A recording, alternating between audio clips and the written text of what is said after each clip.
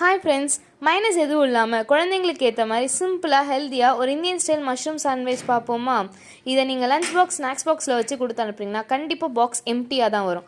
அதுக்கு ஒரு கடாயில் எண்ணெய் விட்டு நல்லா காஞ்சதுக்கப்புறம் 2 வெங்காயத்தை பொடியாக நறுக்கி வதக்கிக்கோங்க.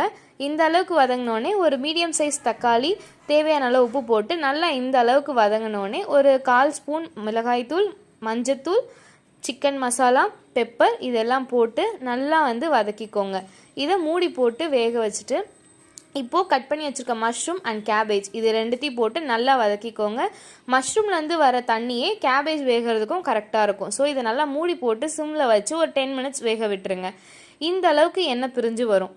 இந்த அளவுக்கு எண்ணெய் பிரிஞ்சு வந்தோன்னே இதை எடுத்து எட்டக்க வச்சுட்டு இப்போது ஒரு தவாவில் நல்லா சூடு பண்ணிக்கோங்க. இந்த ஸ்டெப் எதுக்கு பண்ணுறோன்னா, நம்ம குழந்தைங்களுக்கு லஞ்ச் பாக்ஸில் வச்சு கொடுத்து அனுப்பும் போது அந்த ப்ரெட் தனித்தனியாக பிரிஞ்சு வராமல் அந்த ஸ்டஃபிங்ஸ் கீழே கொட்டாமல் இருக்கிறது தான் இந்த ஸ்டெப்பு.